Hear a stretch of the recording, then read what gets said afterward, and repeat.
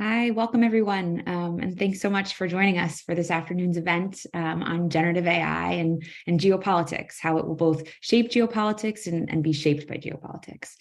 We have a lot of threads to pull, and fortunately, some terrific experts here to help us to do that. Sam Sachs is a senior fellow at the Paul Tsai China Center at Yale Law School and a cyber policy fellow at New America. Her research examines China's information and communications technology policies, focus on the US-China technology relationship and the geopolitics of data privacy and cross-border data flows. So we'll be turning to her for insights on how China is viewing this AI moment. Marita Shake is the International Policy Director at Stanford University's Cyber Policy Center and an International Policy Fellow at Stanford's Institute for Human-Centered AI. She's a former member of the European Parliament, where she focused on trade, foreign affairs, and technology policy. So I have no doubt she will help us to better understand the landscape from the European perspective. And my colleague, Chris Meserole, here at Brookings, is the director of our AI and Emerging Tech Initiative and a fellow in the Foreign Policy Program. And his work focuses on how democratic societies, and in particular the United States, should respond to the exploitation of digital technologies by authoritarian regimes. So I think we're poised for a very rich discussion. I'd like to get all of you online engaged too, so I hope you'll join the conversation by submitting questions to events@brookings.edu, or by Twitter using hashtag geopolitics and AI. And I know a number of you have done that already, so thank you very much. For now, let me start off by turning to you, Sam. Could you give us a sense of what is the state of play when it comes to generative AI in China? We know that, when it comes to foundation models, China's achievements have been lackluster. And I'm curious if you can help us understand why and whether this trend is going to continue. Sure. Thanks so much for having me. I also think it's interesting that so much of the discussion about AI governance and development is happening through the lens of geopolitics. And I hope that we can also sort of back up at some point in our discussion and talk about where are these China and geopolitical questions, and where are these broader questions about how this technology is shaping all societies in ways that have nothing to do with China. But I'm happy to dive in first on the China lens. There's been a lot of discussion comparing China's achievements so far with the US. I think that the sort of conventional view has been that China is around 2 to 3 years at least behind US counterparts. With advances in Chinese AI relying on iterations off of cutting-edge research that's published abroad. In a recent foreign affairs piece, it was described as by Helen Toner, Jenny Xiao, and Jeff Ding, which I highly recommend everyone reading.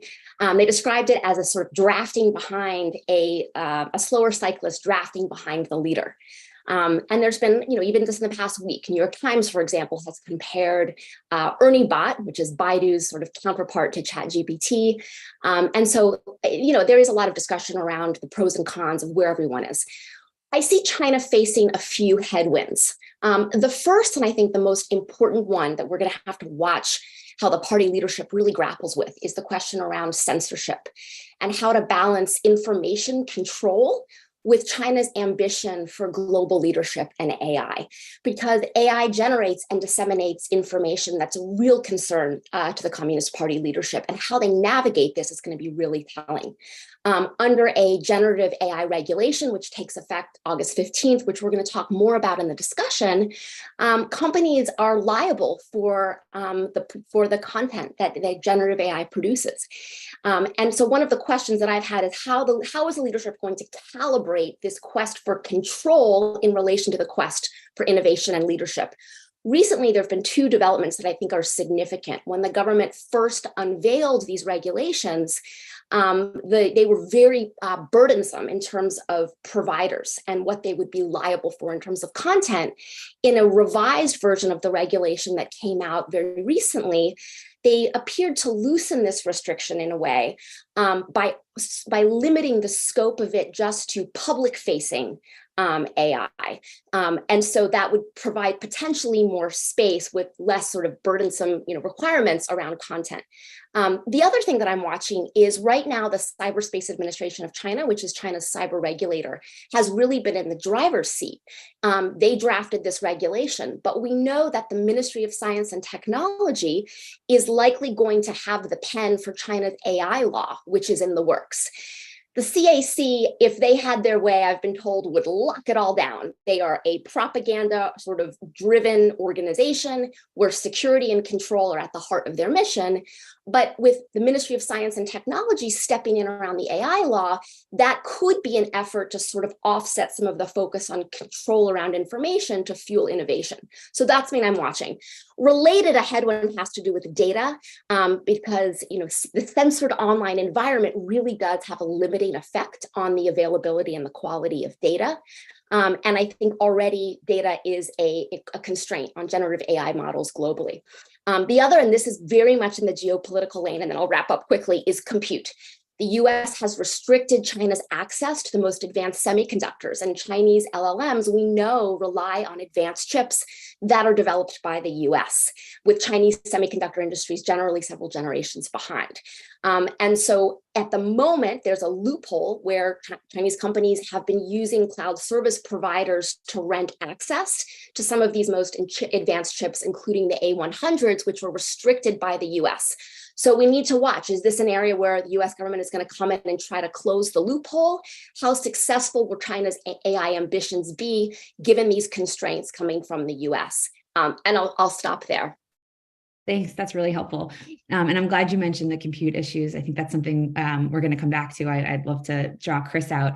But before we move on, I would love to draw you out a little bit more on the question of China's AI regulations. You mentioned a bit, but I would love just a little bit more detail on what do you think is most sensible? What's sensible, I guess, in China's approach, and where do you see that it's sort of government's tradition of heavy-handed intervention kind of taking a stronger role? I love this question, Jessica, because I think oftentimes when China issues laws and regulations in the digital cyberspace, we often dismiss them as because of the political system that they came from, right? China's authoritarian, so the laws don't matter. They don't have rule of law anyway. The government can do what it wants. But I think what's so interesting is that, as my friend Kendra Schaefer from Trivium says, there's always a little bit of sweet and a little bit of sour in every Chinese law and regulation. And so when we look at, for example, the generative AI rules, which I should say is just one of a sort of matrix of a broader AI governance framework that we've seen unveiled over the last few years. And we can talk about what some of the other key rules have been. But if we look at it, we can see multiple conflicting goals at once. Right. So I talked earlier about information control and security. So right up at the top of the regulation, you have a provision that says adhere to core values of socialism, and that the content must not subvert state power. It must not incite succession. This is sort of right up front up there. It's clear this is a Chinese law, a regulation. But yes, and is the key. So if you were to read this regulation blind and didn't know it came from China, you would also see language that surfaces in debates in Washington, in Europe, about addressing the risks of digital harms, because you have multiple stakeholders within the Chinese political bureaucracy. You have academics and regulators who are also genuinely trying to address problems in AI that their counterparts in the West are. So there is extensive language around data protection, using data on the basis of consent, non-discrimination, and which is really driven by concerns around exploitation of delivery workers and sort of algorithmic harms, tagging mechanisms related to identifying content, and a whole part about veracity of the data. So, this is the sweet and sour of these regulations. And the question is, how are they going to actually implement this thing when there are so many paradoxes within one regulation? But the key is China's moved out ahead. They've put a stake in the ground, and we can't dismiss it outright because they're kind of a laboratory. They're a petri dish for a lot of the debates about AI governance that I think are happening around the world. Thanks so much. Maricha, just following up on that, Europe too is out ahead on AI regulation. And so I'd love to get, a sense of what this looks like from your perspective. I mean, we watched through the winter, it looked like generative AI wasn't going to feature prominently in, plans for regulating AI. And then all of a sudden this spring, there was this flurry of activity to update those rules. And so I'm curious, what changed? And also, what do you see as the implications of the latest legislation? I think you're on mute. Sorry, I apologize to everyone because my Zoom is having issues, so I'm on my phone, which is like most uncomfortable for a great event like this. So on the AI Act, which I know many in the US think about as the EU AI Act, it's important to know that it's still being negotiated. So it's not finalized, it's still being worked on. And that's also what you were referring to. So the initial drafting, which is typically done by the European Commission, as it was this time, started 2 years ago. And so this was supposed to be a comprehensive law to deal with artificial intelligence. And the decision was made to try to build as much as possible on existing policy instruments with regard to, for example, how AI applications impact people, and not so much looking at the technology in a more horizontal way, which could have been a very different starting point to any legislation. And we can talk more about, what the trade-offs are there, what the consequences are. But in any case, the European Commission decided that the application of AI comes with varying risks. So they basically create a spectrum of risk from high risk to low risk, thinking of, for example, the consequences of an AI decision being that somebody loses their freedom if it identifies the risk of recidivism, for example, or that they lose their social benefits if there's an AI-enabled assessment of fraud or selection of access to education or employment, consequential decisions for people's everyday lives, all the way down to much less consequential applications, such as, for example, customer service. But I'm sure we can have a debate about that too. But, provided that the customer service AI doesn't discriminate, for example, which is already illegal. In any case, this was sort of the gist of the law, and there was debate about, how much use of AI for biometric identification and data gathering would be acceptable, and should there be a carve out for law enforcement?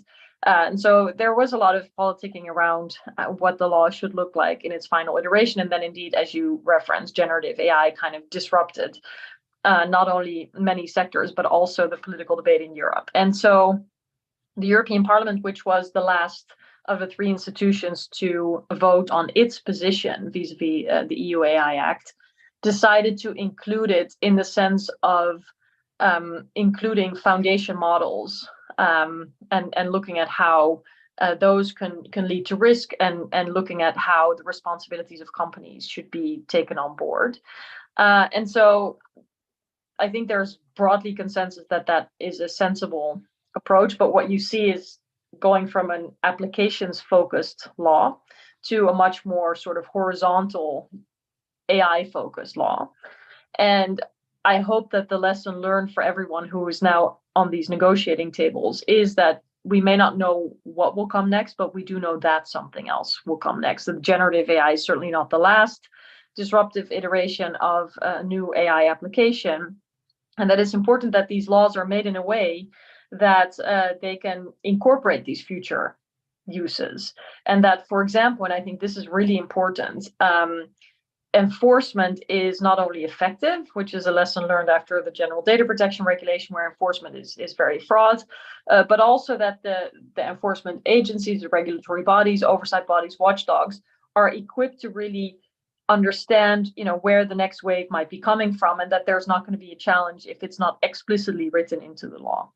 So I imagine that these will be the types of discussions that the negotiators take on. There's also some aspects that actually I believe have been overlooked, probably unintentionally, such as access to data for researchers, which has been a huge issue in the Digital Services Act, something that at Stanford, we think about a lot. How can there be understanding of large language models in the public interest, not only steered and decided on by companies in the interest of their new products or competition with their lead competitors, but really how can academics, but also journalists, civil society leaders better understand how these models work?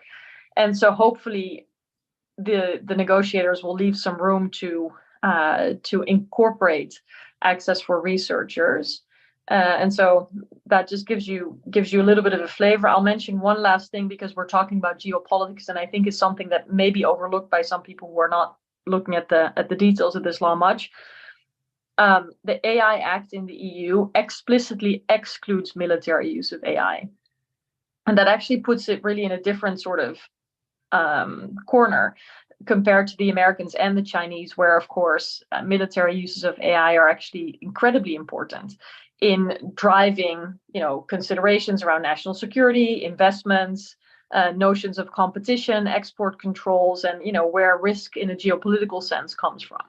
And the reason is not because people didn't think it was important, but because the EU doesn't have the power or the competence, as Europeans call it, to deal with national security in the same way that the US federal government has.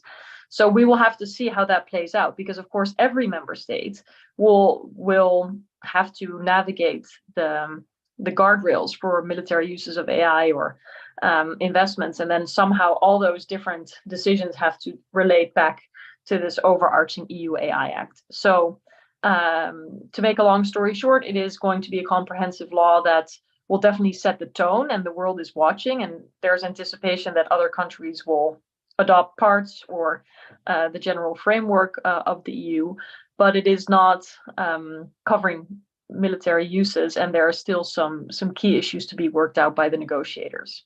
Thanks. That's very helpful context. Obviously, as a researcher, I'm biased, and as are my colleagues. But I think we agree that researcher access is a critically important issue. Right. As these negotiations are continuing, of course, there are conversations between the United States and Europe. I know there's been discussions over aligning investment controls, of course, with an eye on China. And I was curious if you could just help us get a sense of the latest on that front, and also what work will the TTC do, on these issues? Well, I think a lot depends on what the US government is willing to do. I mean, it's pretty clear where the EU is going, and I think they would be very interested in aligning with key allies such as the United States.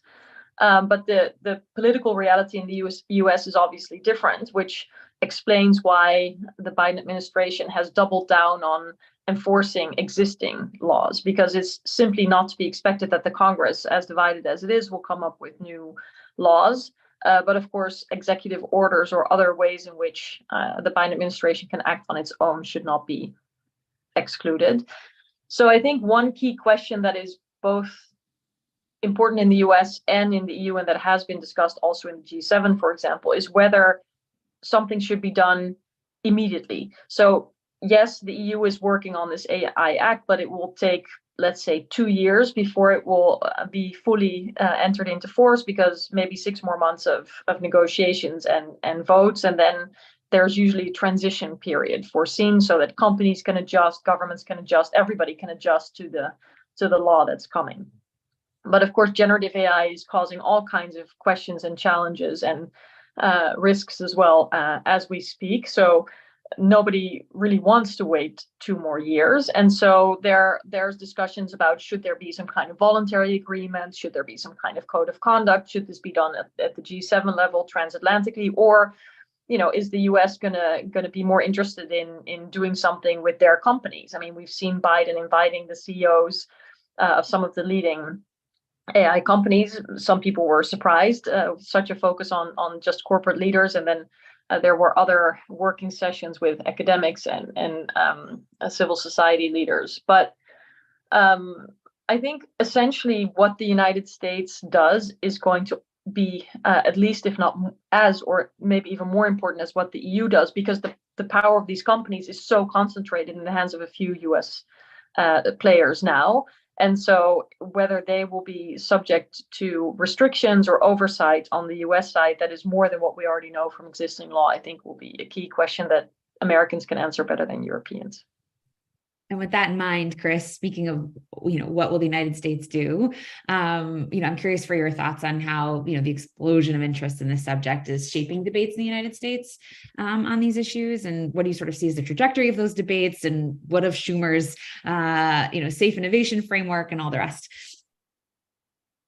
It's a great question, and I would just I think pick up some of the threads that Sam and Richa kind of already laid out. I think there's really 2 conversations within the United States that are playing out in tandem. I think they've been separate so far, but they're about to converge in ways that I'm not sure has been fully anticipated by either side. On the kind of pure AI governance side, so governing AI for commercial or consumer applications, setting aside some of the strategic and national security implications.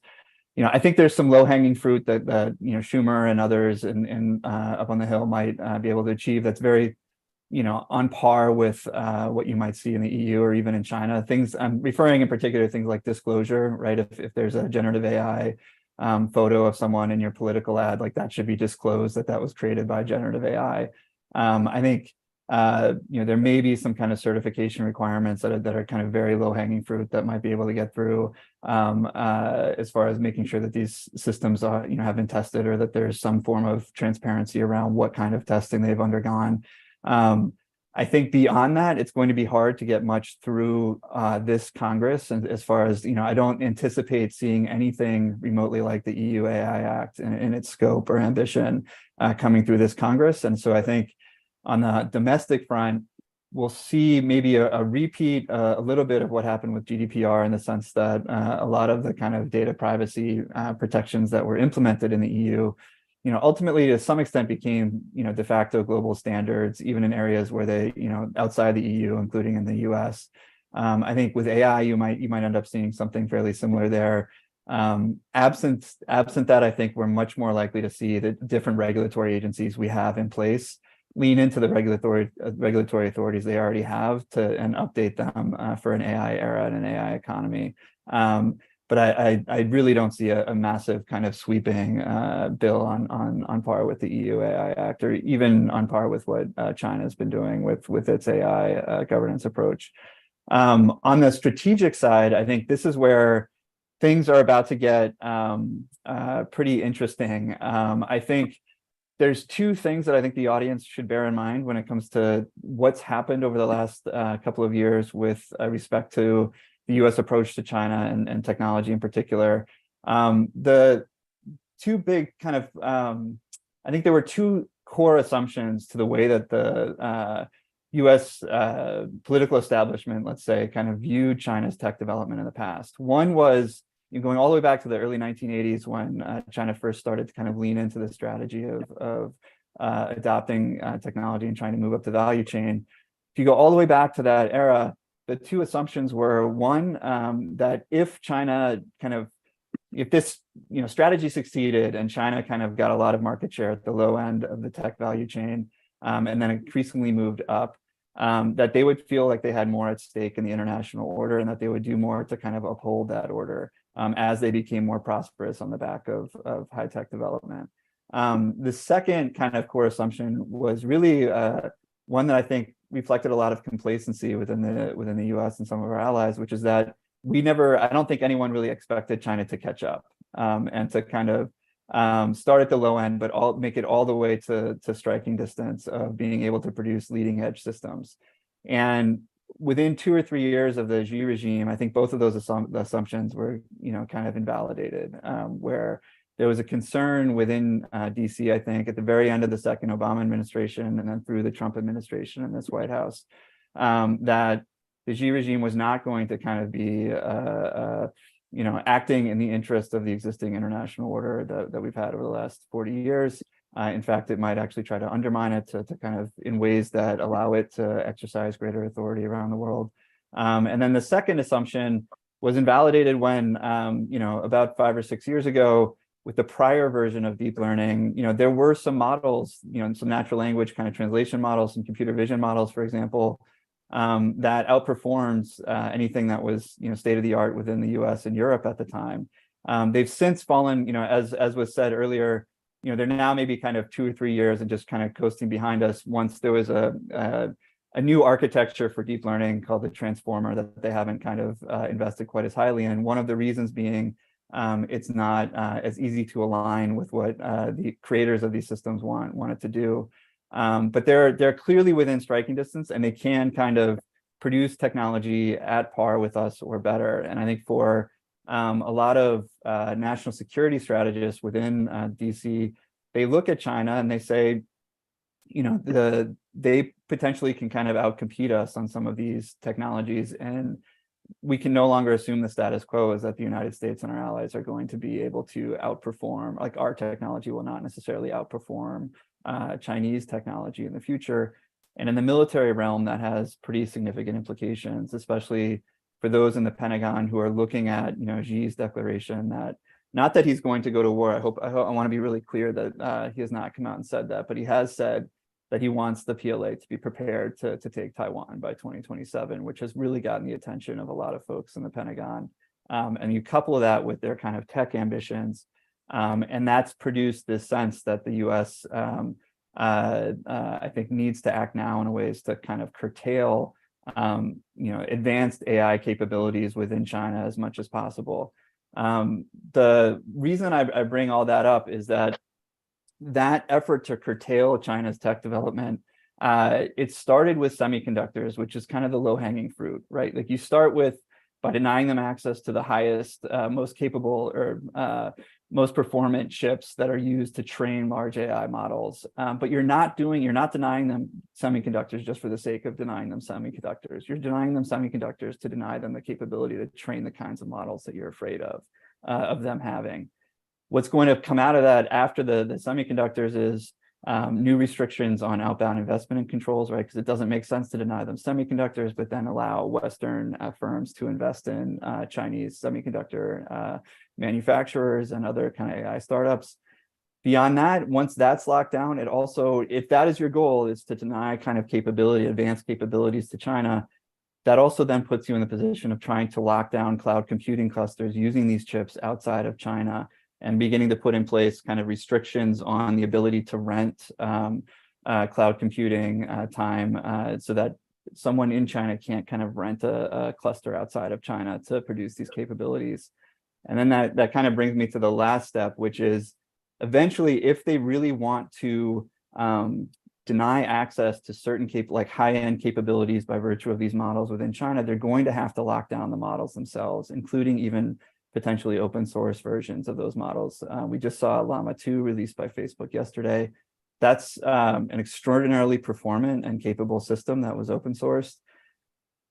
What this is going to do is, if the administration wants to deny access to advanced kind of reasoning capabilities within some of these systems, they're going to have to define what those capabilities are and impose mechanisms to assess these models ex ante, so before their release, of what those capabilities are in the models, which puts them back in, that puts the discussion back in the realm of the AI governance debates we've been having in the past in terms of model access by the government, which is something historically the US in particular has been very averse from doing. But I don't see how, now that we've started to go down this road a little bit, I don't know why you would kind of stop short of going further in that direction. And if they keep doing that, this security and strategy conversation around technology is going to very much merge with the AI governance conversation. And I think nobody really knows yet within DC exactly where things are going to land, and I'm not sure how many steps ahead this has been gamed out, but that's kind of where I see these two trends within AI governance broadly, and the kind of AI and strategy debates playing out in the future. Thanks, Chris. That's so helpful. I want to encourage folks to submit questions to events@brookings.edu or with a tweet to #geopolitics and AI, and we're already getting a couple. But before we go to some of those questions, Sam, I just would love to get your reaction. Does that like comport with your sense of the trajectory of the debates? Do you see pause points short of that sort of endpoint? And in particular, outbound investment, screening, if that's coming, what kind of impacts do you think that will have on AI development in China? Maybe I'll just talk about outbound investment a bit, because I think there's been a lot of, we thought it was going to come and then it hasn't. And my understanding is there's been a lot of internal debate in the administration, in particular related to our conversation around how to scope key terms like AI. Of the sectors that have been identified, quantum, semiconductors, and AI, what does AI mean in the context of an outbound investment restriction? And I don't think there's been consensus on that. And I'd be curious to hear from Chris if you have any views, if as the governance conversation merges with the strategic conversation, maybe even from a prescriptive standpoint, if you have a view on what that definition should look like, and any views on it. Because my sense is that we are now, Secretary Yellen from Beijing, from the sidelines of the G20 this week, said that the scope of the outbound investment restrictions are going to be very narrow and targeted. And despite a lot of sort of bark from China hawks in Congress, I think there has actually been, it's going to be hard if to issue an outbound investment restriction regime that is going to have a broad set of controls, because I think that there's going to be a lot of pushback to that. So my sense is that it is going to be narrowly scoped, but the hinge point is on this definition of AI. And Chris, be curious if you have any thoughts about that. I certainly have thoughts. I'm as curious as you are as far as like how they are actually going to define this, because if you're trying to implement some form of outbound investment screening on AI, you know, how you define it, one way to define it, there's kind of two classical ways to define AI. One is to actually define it in terms of the technical capability or technical kind of specifications of a particular model, particular chip, et cetera. Another is to say at a little bit more of an abstract level, what you mean by AI in terms of the capabilities, like what can it actually do in terms of you know, how well it can reason, how well it can respond to human queries, things like that. And you know, I don't know, you know, with semiconductors, they very much target it by technical specifications. I don't know that they're going to be able to do that without outbound investment screening, because you don't know, you know, if you think about investing in a tech startup, you don't really know what the space is that they might of what they might create, and certainly not with the kind of clarity you might need to be able to map out in advance exactly what kinds of capabilities you don't want these investment dollars going towards developing. And that kind of leaves them with, I think, the only option of trying to define it in terms of some abstract definition of what they mean by AI. But then the dual use nature of AI makes that also very difficult, right? I think if you were going to say, you know, it's a system that can kind of learn on its own and reason on its own at a certain level, how they would carve out architectures that have dual use purposes from that restriction is going to be really challenging. Just as an example of what I mean by that, if you look at one of the most important breakthroughs, in my view, like positive breakthroughs in the AI space over the last 5 years, is AlphaFold that DeepMind kind of pioneered and kind of allowed for protein folding. And it's going to be, you know, there's massive kind of positive benefits from being able to do that kind of scientific research. The problem is if you were kind of screening somebody from like an investor in DeepMind that's doing biological research like that, the architecture that they used underlying AlphaFold could very easily be ported into domains to build AI systems that have very specific military or national security applications. So it's the architectures that underlie a lot of these models are agnostic to many different kind of industries, or they're kind of capable of being used and leveraged across many industries. So I don't know how they would say prevents an outbound investor from investing in DeepMind for AlphaFold or for like a national security application of something that DeepMind is producing, but not for something like AlphaFold, where I think they probably wouldn't want to kind of capture that in what they're doing. And so I don't know if they're going to define it in terms of just some general idea of what AI is. It's going to be very hard for them to very specifically target a abstract or conceptual definition that's capable of making those distinctions. And that's not even to really get into the idea that like startups often pivot over time, things like that. So it's my sympathies lie with whoever is going to try and design this kind of regulation, because it's not going to be easy for them to do. Maricha, I'm curious whether you think Europe will get into the game and be willing to coordinate on this, or are these definitional issues and some of the fuzziness here are going to get in the way? Oh, no, I think the EU is definitely willing to coordinate. And there's an active process also in coordination at the G7 level, which, is of a different nature, but it's politically relevant. And I think that that's something that we shouldn't forget. As I was listening to the questions of, how important definitions are, of course, they're extremely important, but there's also the political power, for example, that the Chinese Communist Party may use to single out certain applications just because it feels concerned about it, as it has done, ad hoc restricted corporate developments, as it was unfolding. And I think that room for maneuver is simply less likely to be used in Europe. There, the letter of the law is really guiding, or the mandates given to the enforcement agencies. And so I think we should keep appreciating the differences in the political systems and how they bear on what room corporations get, what values get baked into some of these AI applications. For example, is it considered a concern when disinformation flourishes, or are there those who see it more as an opportunity, just to name one example?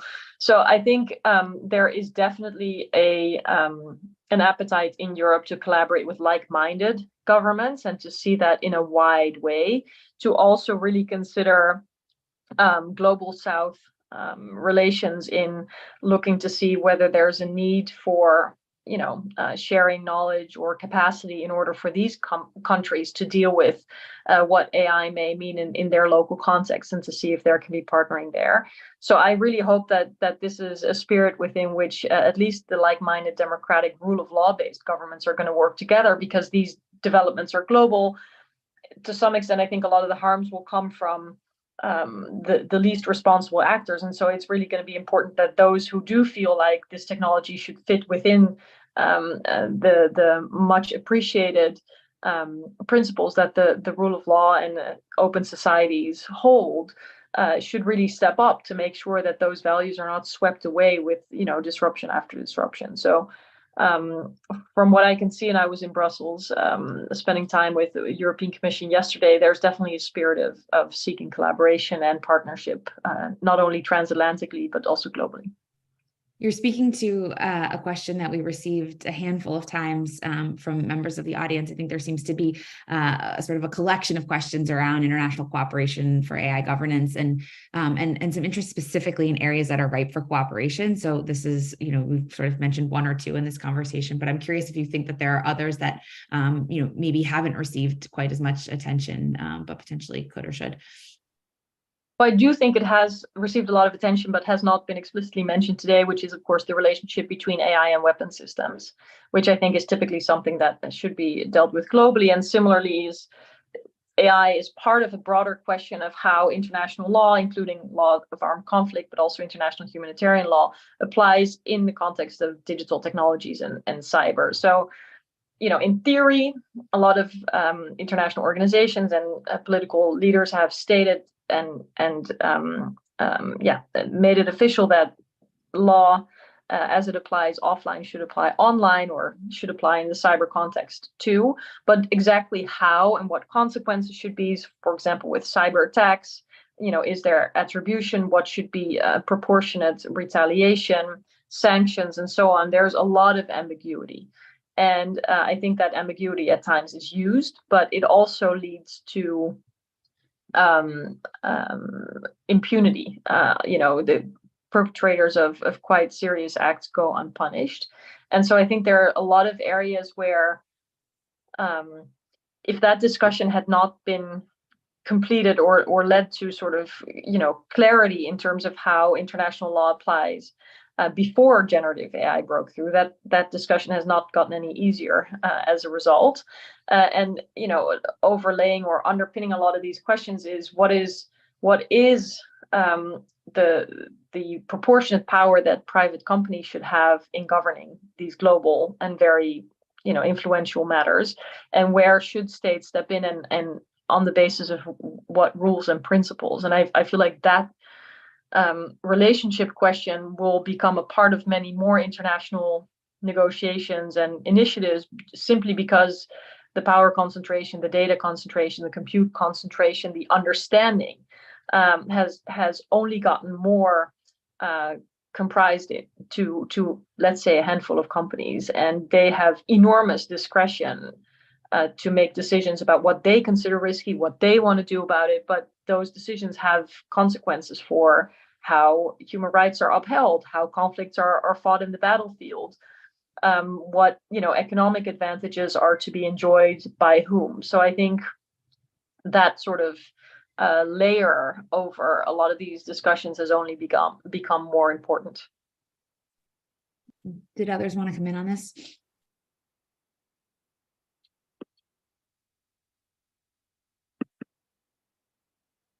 I can come in just briefly on kind of foot stomp the importance of global governance for AI within the military space. And I think there's a whole body of work that needs to be done around international humanitarian law and clarifying some of the ambiguity. There's a lot that needs to be done in terms of setting up communications channels and kind of confidence building measures, so that if there is a scenario that plays out, the uncertainty doesn't kind of lead to unintended, either conflict onset or escalation of conflict. I would also say that this isn't necessarily hypothetical. I mean, there was some of the audience may recall an attack on the Abqaiq oil fields within Saudi Arabia a few years ago by drones that we ultimately figured out were from Iran. But in the moment, it actually wasn't clear where those drones had come from and how the strike had taken place. And so there was this period of uncertainty about the attribution of that attack that was made possible in part by the virtue of the kinds of technologies that were, I think we'll look back at as fairly kind of early forms of, ultimately what will be, autonomous systems. And so, I think hopefully that'll serve as a wake-up call of like, we need, appropriate protocols in place to be able to manage those kinds of crises effectively. And the other thing I will kind of say on this point is I think we desperately need kind of global norms around AI and its use within military applications, in particular as kind of major regional powers who have the capability, like the advanced tech capabilities to build out very sophisticated weapon systems of their own, start to sell those abroad. And I'm thinking of countries like Turkey, which just kind of announced a major deal with Saudi Arabia early this week around for some of its drones. They're not the only kind of major player in this space. There's Israel, there's Brazil, there's India, there's others. So it's not, even though the discussion around kind of AI and military applications tends to focus on just the US or Russia or China, it's actually a much bigger issue. And I think I was heartened to see the State Department put out a political declaration that I think was designed to try and gather more kind of global attention to this issue. But I think that's something that really, it needs to go way beyond just the State Department's effort there. I think there's a lot that needs to happen at a global level to coordinate around that effectively.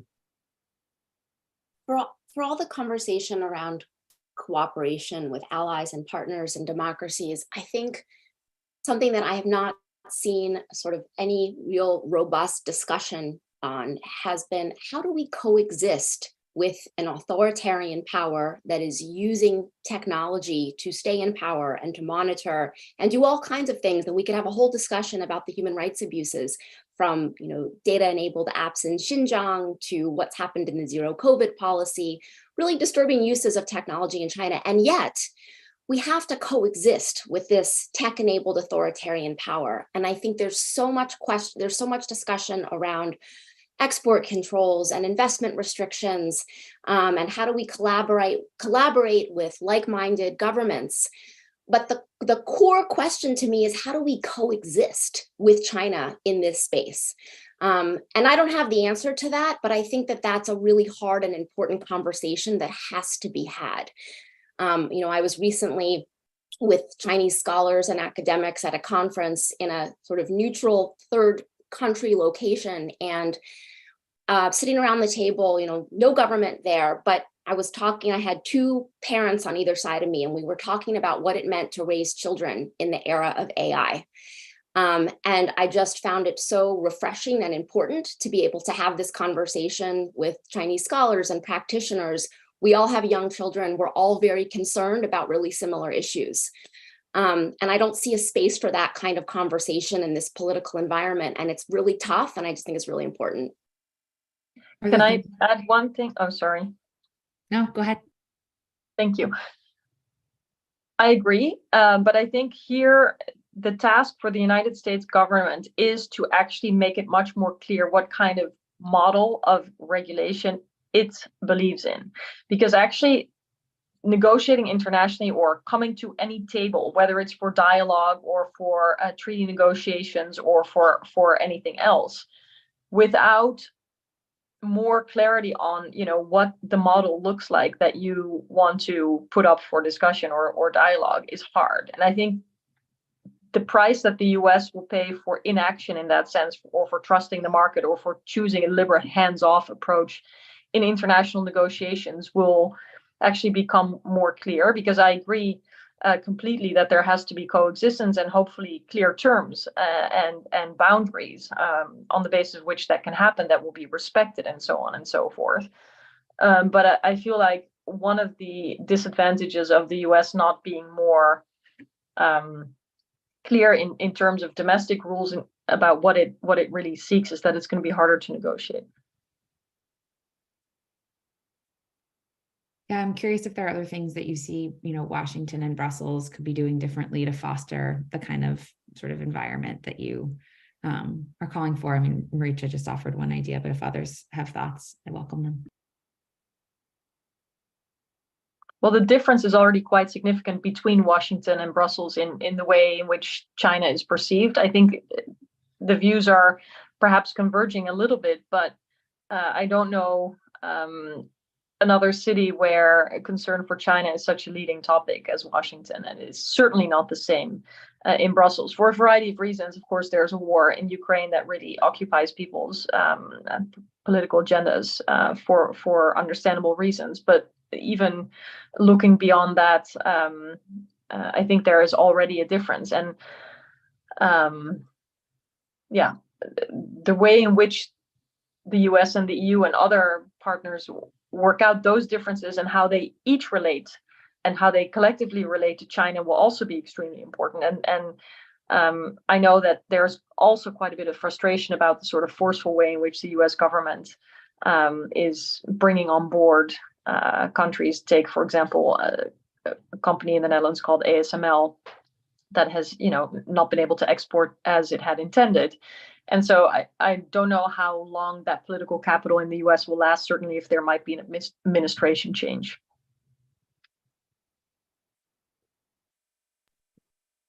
Chris, did you want to? Yeah. If I can come in just briefly on kind of areas of potential cooperation. I first of all, I agree with everything that Maricha laid out in terms of AI governance writ large. It's hard, the US needs to get its house in order a little bit on kind of how we want to govern AI before we really start having any kind of earnest conversations with them about how to govern AI. I think there are two areas though that I think we might be able to focus on and have some forward progress, which are kind of areas of shared vulnerabilities, right? So there's one, I think there's a room for a lot of cooperation around AI safety for things like autonomous vehicles, et cetera, where it's not neither, both the US and China, I think, are looking for solutions to make sure that some of these safety critical applications of AI are in fact safe. But probably the biggest area where I would love to see more concerted effort at a very high level, and it's maybe somewhat paradoxical given how sensitive it is, but I think the biggest opportunity for a breakthrough would be around nuclear command and control and insisting on AI oversight of nuclear command and control. If those haven't seen or tracked the UN Security Council briefing on or meeting on AI yesterday, Yi Zheng, who was one of the commentators from China who spoke there, and he explicitly mentioned in his comments that humans should always maintain and be responsible for final decision-making on the use of nuclear weapons, which I find it very hard to believe that he would say that kind of thing without it kind of having some form of authorization within the Xi regime for him to be able to do that in that forum. That is something that the US has been pushing for and others have been pushing for, and not just the US, I mean, other major stakeholders globally have been pushing for, is for nuclear armed countries to come out and say publicly that they do not intend to ever have AI have final decision-making authority over nuclear command and control. It's a very specific issue, but it's a high-risk one where I think all parties really do have a shared kind of concern that we get that right. And it seems to me that might actually be an area where we might be able to make some progress in terms of AI governance. Chris, thank you so much for flagging that. I think that's really important. And I just wanted to share that in 2021, in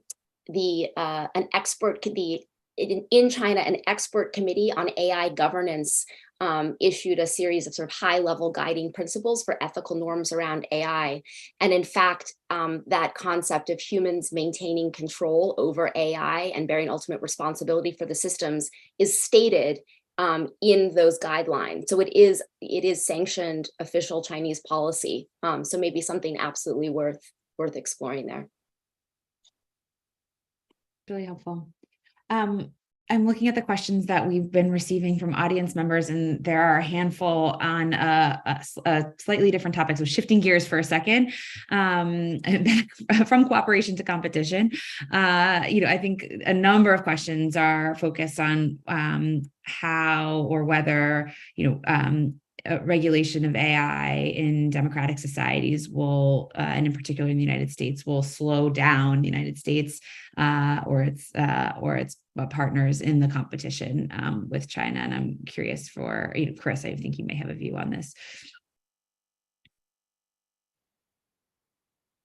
I have exceedingly strong views on this. I'll try to be brief, but I don't think that there's I think it's a false dichotomy to assume that if we regulate AI effectively, that's somehow going to slow down and throttle innovation. I mean, I think that there are many ways in which we can regulate and govern AI effectively that still allow us to innovate and still allow us to kind of be competitive, both economically and strategically, but would not, and in turn would give us the kind of accountability and transparency that we would want these systems to have. So I think it's a bit of a, it's an argument that comes up often about why we wouldn't want to regulate or govern AI effectively. I think it's,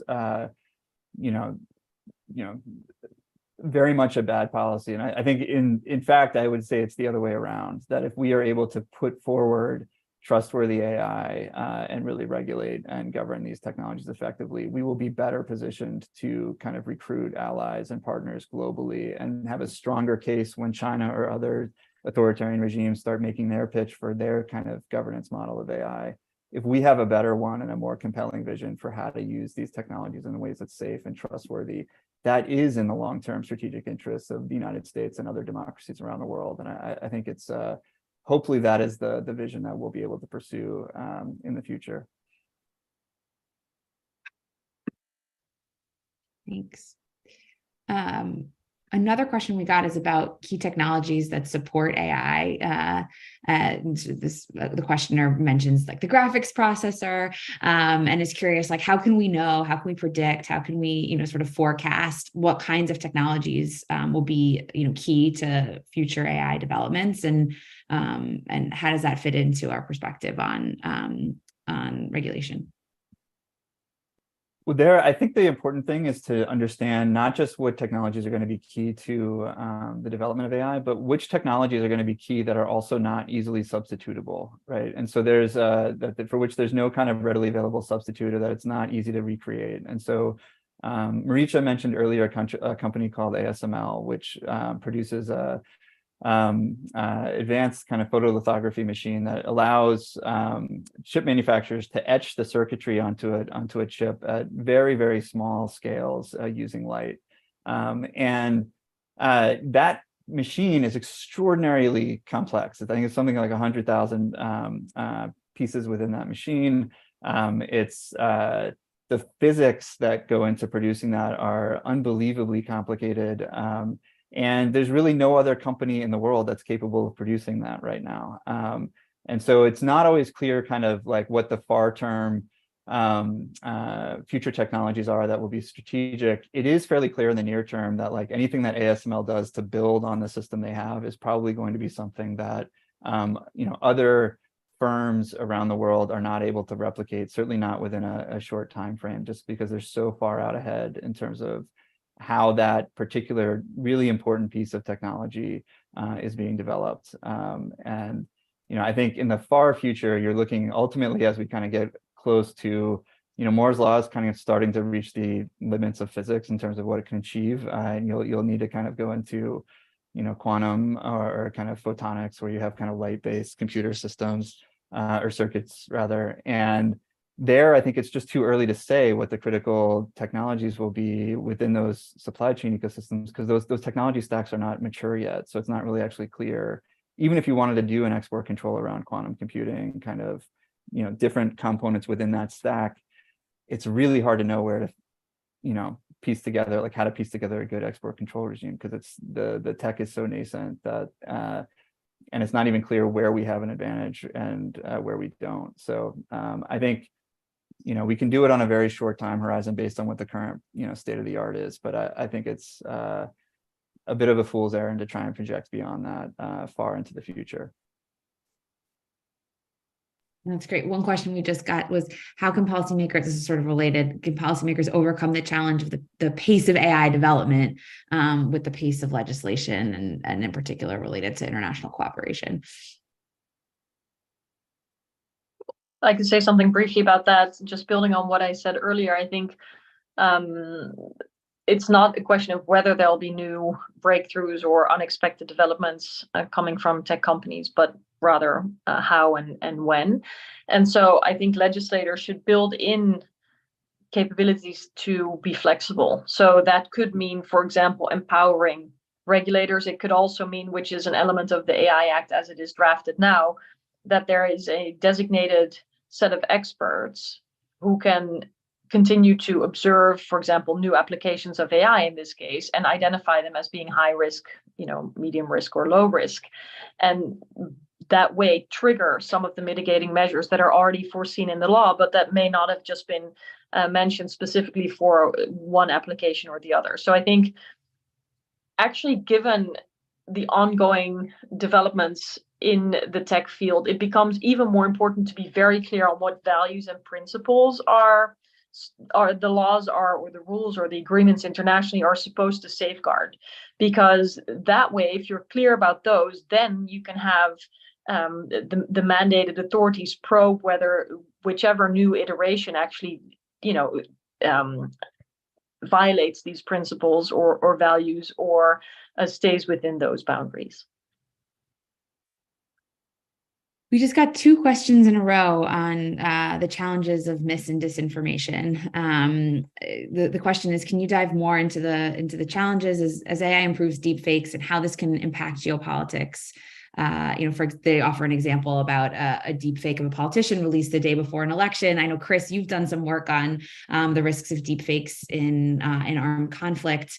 I hate to wrap up our conversation with a focus on risk, but nevertheless, let me kick it to any of you who wants to take a crack at that question.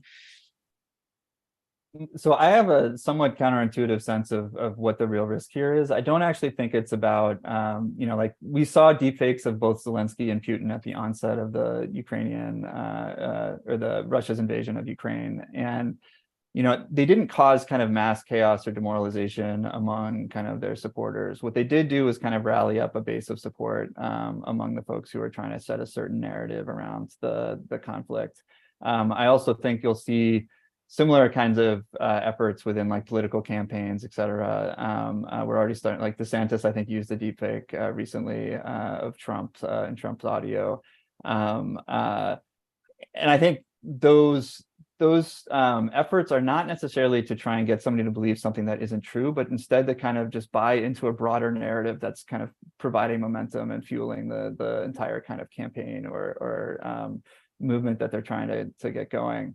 I think the other thing I'll say is part of the report that you're referring to was also a kind of a wake-up call for democratic governments to make sure that the military and intelligence services who are using or responsible for information operations don't themselves use generative AI and deepfakes in their own operations in ways that has blowback within democratic societies. I think that for democracies in particular will be fundamentally crippling if it's kind of frequently the case, or if it's seen to be the case, that democracies themselves are producing deepfakes that are used in different forms of conflict around the world or for geopolitical purposes.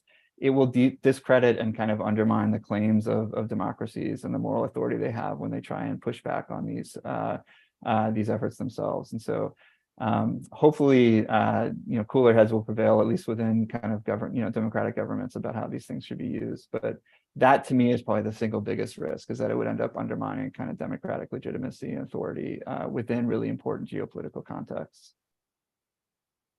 I couldn't agree with you more. I think, democracies are at risk of doing more harm to themselves than to their competitors with that kind of activity. So in any event, I think we are approaching the end of our hour. So let me just say thank you to our panelists for what was a very enriching discussion. And thanks to all of you in the audience who submitted such interesting questions and helped fuel a good discussion. So thanks again for your time today, and looking forward to continuing these conversations well into the future. Thanks.